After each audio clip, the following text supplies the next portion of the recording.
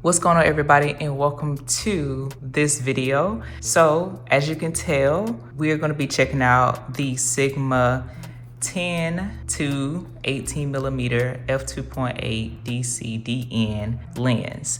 So this lens, y'all, let me tell you, I have been following up with this lens for a couple of weeks, trying to, get a good deal on this lens, because though it's retailed at a really good price, in my opinion, I do try to find a little bit of deal here and there so I can save a little bit of money, and I always like to encourage that as well. So if you're able to save money, definitely try to do so, and that's definitely one of my things. So I'm excited. I was able to pick this lens up used, so it's actually rated as a 9, and I believe B&H, their 9 rating means that it was open but lightly used, something along those lines there. So it seems like the person that originally purchased this lens, it probably wasn't their taste. So I was able to pick this up, and I was so excited. As soon as I seen it, I hopped right on it. We're gonna be taking a dive into this lens right here, and one of the things I do like to mention as well, if you can get a good deal on a used or secondhand product,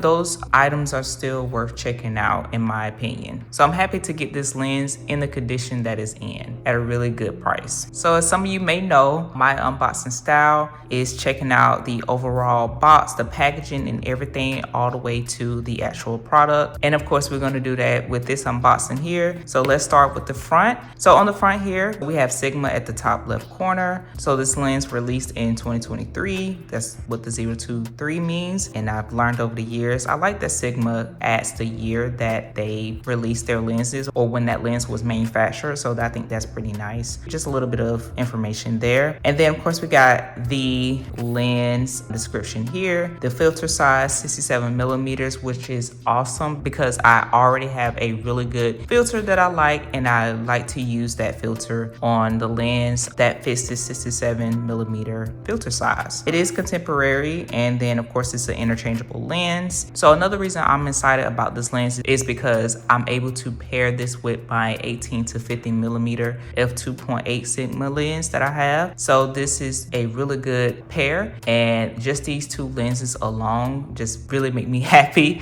to use those two lenses on my Sony FX30 here, which I adore. So all right, we have the same information on the side, and that's pretty much going to be it across the side. In the front, it's going to be the same information on the back and on this side as well. So let's go ahead and open this up and see what we have on the inside.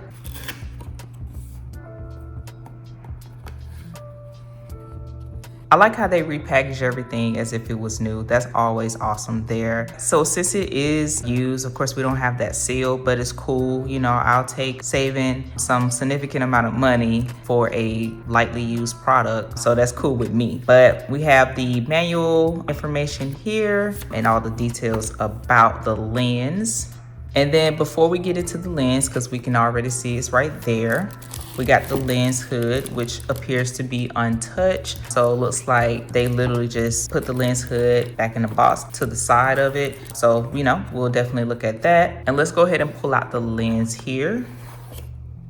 So actually, let me show you guys what the lens hood looks like in case you haven't seen it. Of course, this lens has been out for a couple of years now, and it's a popular wide angle lens for APS-C. And this lens also is available for Fuji X mount, which is really cool. So this is the lens hood. It does feel really nice. It is clean. Again, it has the lens details on the lens hood here, but it feels really, really solid, and it feels the same as the 18 to 50mm f2.8 lens from Sigma. So this lens hood feels nice. All right, so let's go ahead and jump right into this lens here. I just like how that really opens up. So here it is. This is, of course, the lens cap. Let's see how it looks. This is my first time looking at the lens. This is my first time unboxing and see how everything looks. We're definitely gonna be checking it out together. So yeah, around the lens cap, it looks pretty good, I mean, really, it looks like they barely even used it. So this is pretty nice. Just even the lens accessories look pretty clean.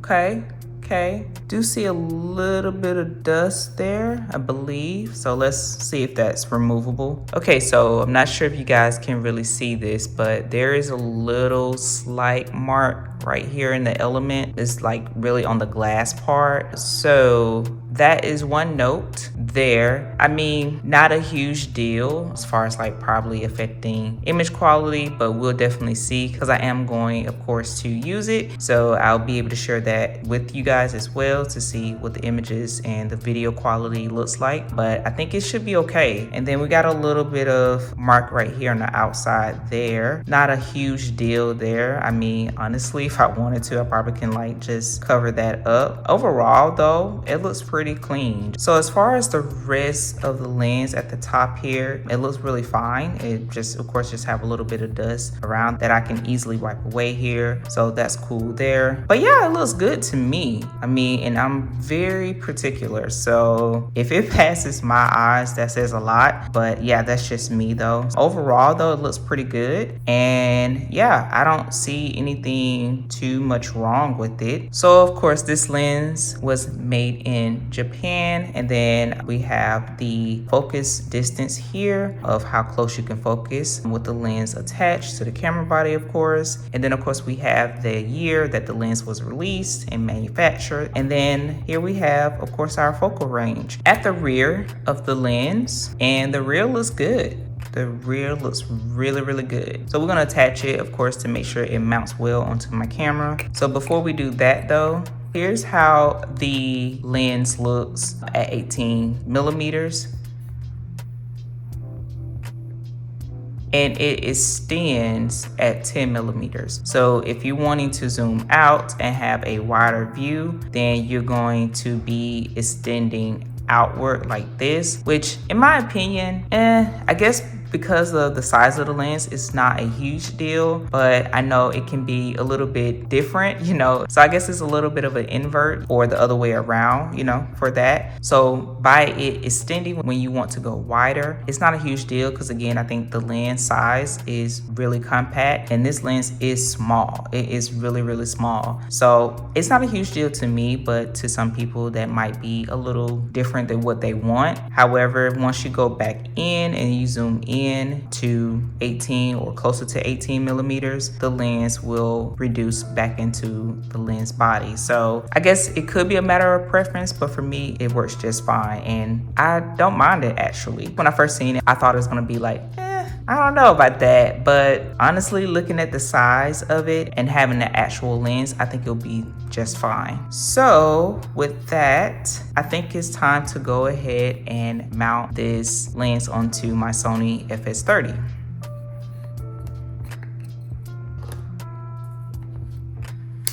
So it snaps on just fine. It mounts just fine, which was expected. So here's how it looks on my Sony FS30. This is, you know, pretty much a still small setup, if you will. I know the camera body is a little bit larger than what some people would prefer. To get the quality of content or the quality of images and the quality of videos that I prefer, this will definitely work for me. Again, it's a little bit on the larger side of things as far as an APS-C scope of things, but I think it's definitely one of those things that is subjective, you know, for what you're looking for. So since I'm trying to get, you know, some higher quality images, and especially with video, this setup, it looks pretty promising for me. So I watched quite a few YouTube videos regarding this lens, and it seems like no one is really disappointed about it. So I have high expectations for it, and I think this combination is definitely going to deliver, just like with my Sigma 18 to 50 millimeter lens. So yeah, overall though, I think it's a really cool setup, and it's still a setup that's fairly compact for what you're trying to accomplish. So getting this type of quality in this format here, I mean,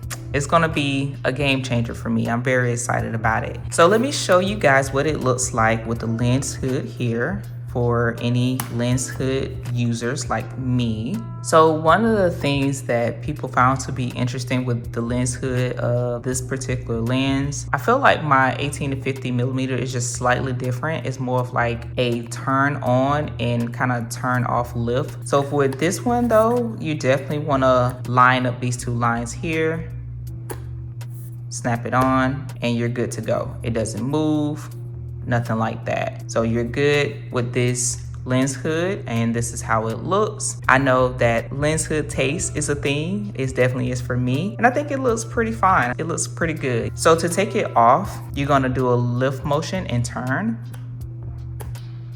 and it comes off just like that. All right, so let's go ahead and get into some images and some other footage, and let me know what you guys think.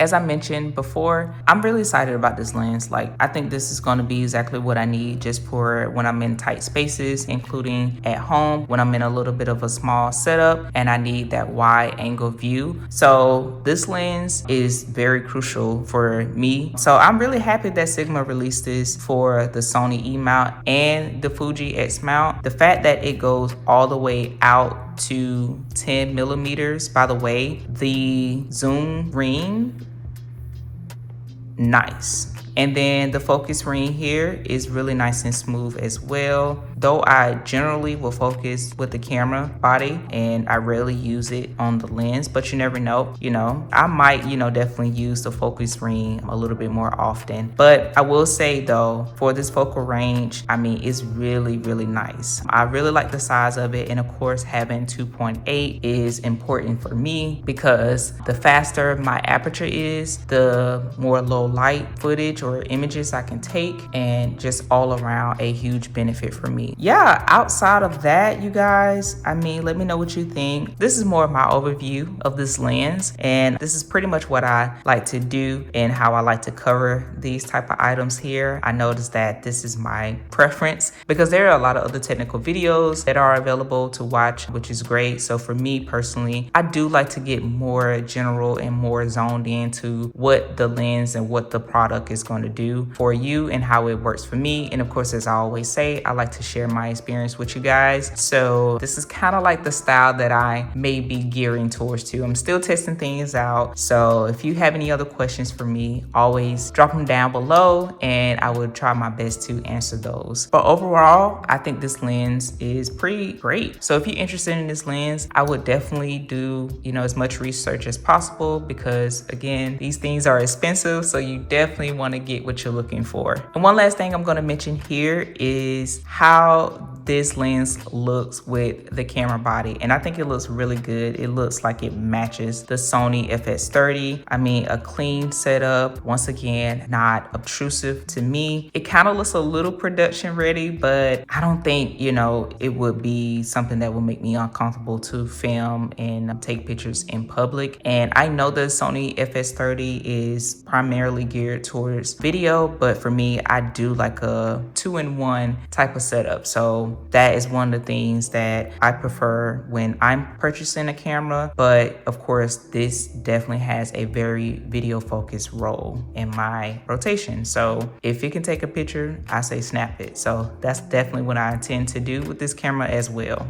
right, you guys, so that's pretty much gonna wrap up this video. I hope you enjoyed something a little bit more simple. If you have any other questions, again, let me know down in the comments. I hope you found this video a little helpful. Also, again, just more of a visual look with the camera. Maybe you have the Sony FX30 or you have another APS-C camera that you wanted to see how this lens, looks. Again, there are other videos out there. Of course, this lens has been out for quite a while now. The more videos you can check out that you like and that you trust is always helpful. So with that being said, I hope you guys consider subscribing and just doing all the YouTube things. Also, feel free to share the video with someone that is interested in just a quick overview of this particular lens. Also, let me know if you got this lens or if this will be something you consider for your setup at some point. And with all of that, I will say I'll see you guys in my next video.